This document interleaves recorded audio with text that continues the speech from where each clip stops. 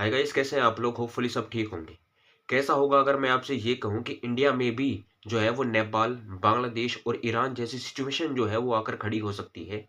India के जो Gen Z है और इंडिया के जो युवा हैं वो अपने ही गवर्नमेंट के खिलाफ जो है वो प्रोटेस्ट कर सकते हैं, खड़े हो सकते हैं। कैसा होगा अगर मैं आपसे ये कहूँ कि इंडिया जो है वो अब रहने लायक देश नहीं बचा है।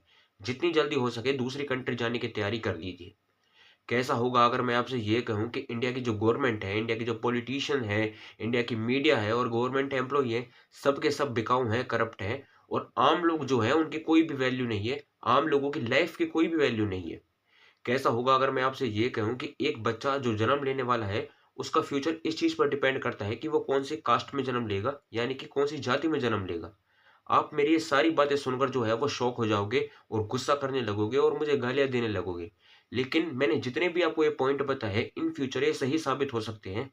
वो कैसे बताता हूँ, वीडियो को शुरू करते हैं।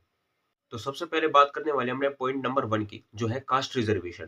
हमारे देश में रिजर्वेशन को इतना ज़्यादा इन्वॉल्व कर दिया गया है, हर चीज़ में इतना ज़्यादा घुसा दिया गया है कि वो अब हमारे लिए खतरा और नुकसानदायक बनता जा रहा है। आप लोग खुद सोच कर देखो कि एक बच्चा जो जन्म लेने वाला है, उसका फ्यूचर, उसे फ्यूचर में जो है वो गवर्नमेंट कॉलेज में एडमिशन मिलेगा या फिर नहीं मिलेगा? गवर्नमेंट स्कूल में एडमिशन मिलेगा या फिर नहीं मिलेगा? गवर्नमेंट की फैसिलिटी मिलेगी या नहीं मिलेगी? गवर्नमेंट जॉब मिलेगी या फिर नहीं मिलेगी? और इवन प्राइवेट सेक्टर में जॉब मिलेगी या फिर नहीं मिलेगी? ये सारी चीज़ें इस चीज़ पर डिपेंड नहीं करती है कि वो अमीर फैमिली से बिलॉन्ग करता है या फिर गरीब फैमिली से बिलॉन्ग करता है। बल्कि वो सारी चीज़ें इस चीज़ पर डिपेंड करेगी कि उस बच्चे ने कौन-सी कास्ट में जन्म लिया है, यानी कि कौन-सी जाति में जन्म लिया है। हाल ही फिलहाल में हमारी गवर्नमेंट यूजीसी कानून लेकर आती है। यूजीसी यानी कि यूनिवर्सिटी ग्रांट कमीशन।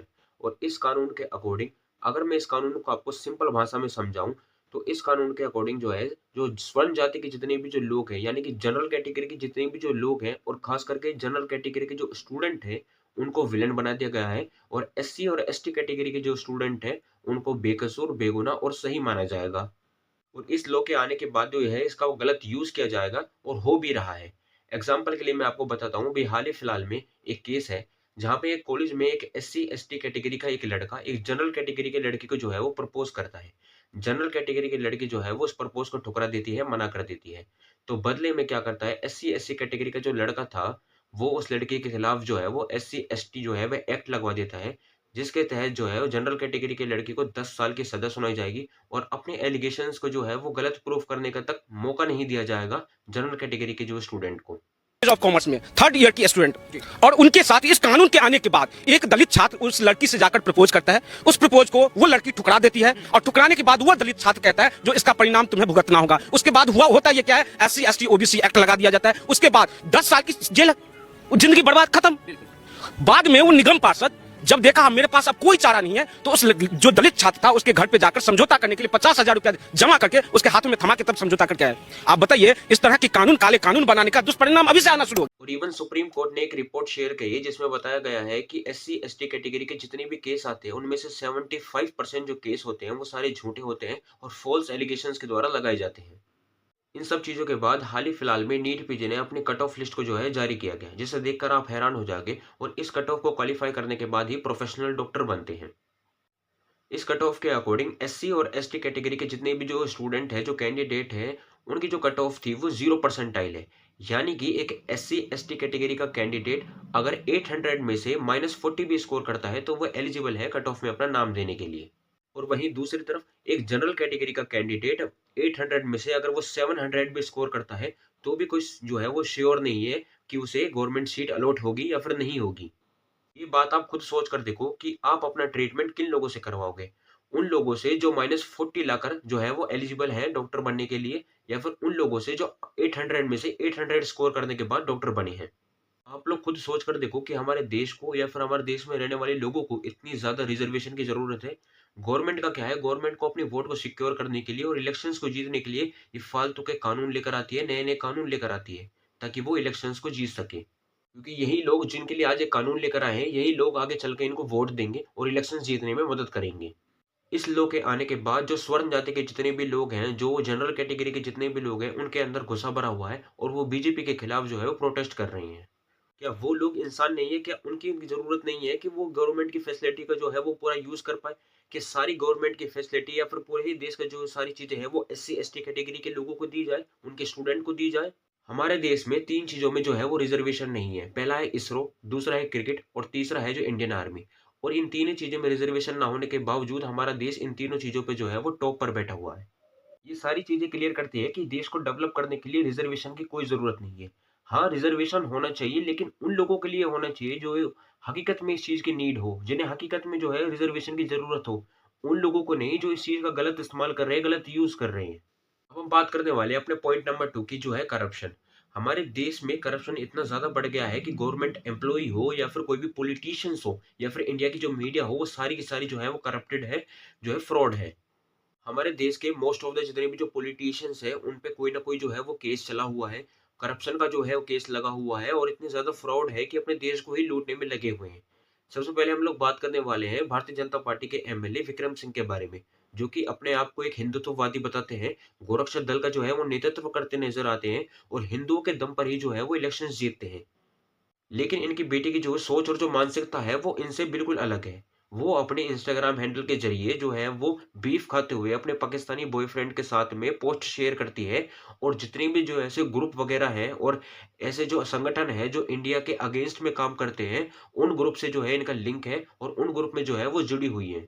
इंडिया के अगेंस्ट में, ब्राह्मणों के अगेंस्ट में, आरएसएस के अगेंस्ट में जो है वो पोस्ट करती रहती है और फ्री पैलेस्टाइन का जो है वो गुणगान करती रहती है। मतलब इनका भी बढ़िया है। बाप जो है वो हिंदुत्ववादी सोच का है और बेटी जो है वो आतंकवादी सोच की है। बढ़िया है ना? अब हम बात करने वाले हैं कुलदीप सिंह सेंगर के बारे में। कुलदीप सिंह सेंगर भारतीय जनता पार्टी के एक फॉर्मर एमएलए है और इनके खिलाफ जो है वो रेप केस लगा हुआ है। इन्होंने एक माइनर लड़की का 18 दिनों तक रेप किया। तो इन्हें दोषी करार दिया गया और इन्हें आजीवन कारावास की सजा सुनाई गई और बाद में इन्हें बेल भी मिल गई थी। वो तो भला हो सुप्रीम कोर्ट का, जो बीच में आ गई और इनकी बेल को जो है वो कैंसिल कर दिया। इसके बाद हम लोग बात करने वाले हैं कर्नाटका के कांग्रेस के जो है एमएलए के बारे में, जिनका कहना है कि अगर किसी लड़की के साथ जबरदस्ती हो रही हो या फिर उसका रेप हो रहा हो तो उसे बैठकर जो है वो एंजॉय करना चाहिए। देखा आपने कि कैसी सोच है इन लोगों की। There is a saying, when rape is punishable, lie down and enjoy it. Politicians की कितनी गंदी सोच है ये आपने देख लिया। अभी रुकिए, अभी और भी हैं। अब हम बात करने वाले हेमंत बिस्वा के बारे में, प्रफुल्ल पटेल के बारे में, रजत पवार के बारे में। ये सारे पॉलिटिशियन जो है इनके खिलाफ जो है वो करप्शन का जो है केस लगा हुआ है। लेकिन पॉलिटिशियंस होने के बाद इनके कोई फर्क नहीं पड़ता। क्यों? इनके इनके खिलाफ जो है वो कोई भी कार्रवाई नहीं होगी और ये अपनी लाइफ मस्त से जिएंगे और इंजॉय करेंगे। देखो हिसाब सीधा सा है। बीजेपी में 336 में से 136 लीडर्स के ऊपर क्रिमिनल केसेस है रजिस्टर्ड, वो भी कांग्रेस में 61 में से 45, एआईटीसी में 40 में से 13, पीएमके में से 31 में से 27 नेताओं यानी कि लीडर्स के ऊपर रजिस्टर्ड क्रिमिनल केसेस है। टीडीपी में 23 में से तो 22, एक ही बच्चा बेचारा, और आप में 16 में से 11 के ऊपर। सो बेसिकली बात यह है कि India is ruled by criminals and the doctors, engineers, CA और भी टैलेंटेड पर्सन और एजुकेटेड पर्सन वो आज मजबूर है मजदूर बनने के लिए। अभी वेस्ट बंगाल में एक उड़ीसा की रहने वाली जो एमबीबीएस स्टूडेंट का रेप हुआ, जिसके जवाब में वेस्ट बंगाल की सीएम यानी कि मुख्यमंत्री ममता बनर्जी का कहना है कि कौन इन्हें परमिशन देता है हॉस्टल से बाहर निकलने की, कौन इन्हें परमिशन देता है रात को बाहर जाने की। ये सोच है हमारे पॉलिटिशियंस की। पॉलिटिशियंस तो छोड़ो, ममता बनर्जी जो एक चीफ मिनिस्टर है उनकी ये सोच है कि एक लड़के का रेप हुआ और इनका ये कहना है कि कौन उन्हें परमिशन देता है घर से बाहर निकलने की। आप लोग देखिए इन चीजों को। इन्हें कोई फ़र्क नहीं पड़ता कि आम लोग जिए या फिर मरे। इन्हें कोई फ़र्क नहीं पड़ता हम लोगों से, क्योंकि ये अपनी जो है ज़िंदगी मस्त से जी रहे हैं और मस्त एन्जॉय कर रहे हैं। हम यहाँ पर जो है वो एक्यूआई, हमारे देश का एक्यूआई जो है वो 800 क्रॉस कर गया है, 800-900 के पास पहुँच गया है। हवा में जो है वो ज़हर घुल गया है, लोगों की मौत हो रही है, ज़हर भरी हवा जो है वो लेने से। लेकिन हमारे पॉलिटिशियंस को इस चीज़ से कोई फ़र्क नहीं पड़ता। क्यों? क्योंकि उनके घरों में, उनके ऑफ़िसों में जो है वो एयर प्यूरीफायर लगा हुआ है। हमारी इंडिया की सबसे क्लीनेस्ट सिटी इंदौर, जिसमें जो सबको क्लीनेस्ट सिटी कहा जाता है, उस इंदौर में 30 लोगों की जो है वो मौत हो गई गंदा पानी पीने से। इसके बाद हमारे पॉलिटिशियंस को कोई फ़र्क नहीं पड़ता। क्यों? क्योंकि उनके घरों में, उनके ऑफ़िसों में और वो खुद जो है वो बिसलेरी का पानी पीते हैं। उन्हें थोड़ी फ़र्क पड़ेगा इस चीज़ से। हमारे देश के रोड खराब है, हमारे देश के हॉस्पिटल खराब है, गवर्नमेंट स्कूल खराब है, गवर्नमेंट कॉलेजों की जो है वो कंडीशन इतनी ज़्यादा बुरी हुई पड़ी है कि वहाँ पर कोई जा नहीं सकता है। लेकिन हमारे पॉलिटिशियंस को इन चीज़ों से कोई फ़र्क नहीं पड़ेगा। क्यों? क्योंकि इनके जो बच्चे हैं वो विदेश में पढ़ रहे हैं और अपनी लग्ज़री लाइफ़ स्पेंड कर रहे हैं। मुझे ऐसा एक भी पॉलिटिशियंस का नेता, एक भी ऐसा नेता गिनवा दो जिनके बच्चे जो है वो गवर्नमेंट स्कूल में पढ़ रहे हो, गवर्नमेंट कॉलेज में पढ़ रहे हो या फिर गवर्नमेंट जो है हॉस्पिटल से अपना ट्रीटमेंट करवा रहे हो। एक भी नहीं मिलेगा, मत ढूँढो। इन लोगों को हमसे जब तक मतलब है, जब तक हम इनको वोट ना दे दे और इनको इलेक्शन जितवाने में मदद ना कर दे, इसके बाद तू कौन मैं कौन वाली स्कीम को जो है वो लागू कर दिया जाएगा। अब हम बात करने वाले हैं अपने पॉइंट नंबर 3 की, जो है इंडिया की मीडिया। इंडिया की मीडिया जो है वो बिकी हुई है, करप्ट है या फिर कुछ भी कह लो। क्यों? क्योंकि ये डरपोक है। ये कभी बोलने को तैयार नहीं, कभी सवाल करने को तैयार नहीं हमारी गवर्नमेंट से, हमारे पॉलिटिशियन से, कि जो वो वादे करते हैं इलेक्शंस के टाइम पे, वो वादे कहाँ गए? अब वादे वो पूरे क्यों नहीं हो रहे जो इलेक्शंस के टाइम पे किए गए थे? ये क्यों डर जाते हैं हमारे इंडिया के मीडिया, जो इंडिया के रिपोर्टर्स जो हैं? तो ऐसा भी नहीं है कि सारी मीडिया और सारे रिपोर्टर्स जो हैं वो बिकाऊ हैं, करप्ट हैं।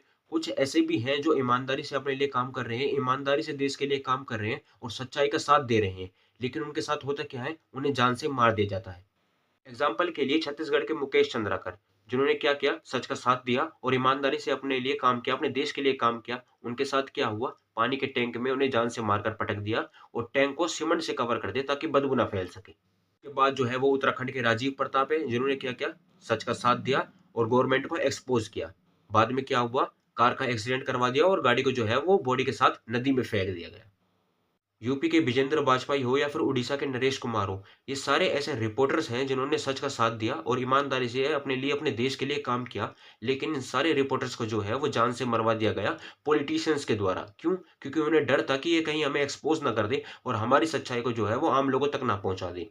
ये तो कुछ रिपोर्टर्स के मैंने आपको नाम बताए, अभी हज़ारों की संख्या में ऐसे रिपोर्टर्स हैं जिन्होंने सच का साथ दिया और ईमानदारी से देश के लिए काम किया गया और उन सभी रिपोर्टर्स को जो है वो जान से मरवा दिया गया। उन सारे लोगों को जो है वो जान से मरवा दिया गया जो सच के साथ थे और इन गवर्नमेंट के जो एम्प्लॉइज़ हैं, जो ये जिनके पॉलिटिशियंस हैं, इनको एक्सपोज़ कर रहे थे। अब इन हालातों को देखकर आपको क्या लगता है कि यह देश जो है वो रहने लायक है? यहाँ के गवर्नमेंट हो, गवर्नमेंट एम्प्लॉयी हो, पॉलिटिशियंस हो, ज़्यादातर सब के सब जो है वो बिकाऊ हैं, करप्ट हैं। मैं तो ये चीज़ें सोचकर हैरान हूँ कि ये वही देश है जिसे मुगलों से और अंग्रेजों से आज़ाद करवाने के लिए लाखों क्रांतिकारियों और हिंदुओं ने अपना बलिदान दे दिया, अपनी जान से जो उन्हें मार दिया गया। हँसते-हँसते वो लोग फांसी पर चढ़ गए ताकि अपने देश को इन गोरे अंग्रेजों से जो है वो आज़ाद कर सके।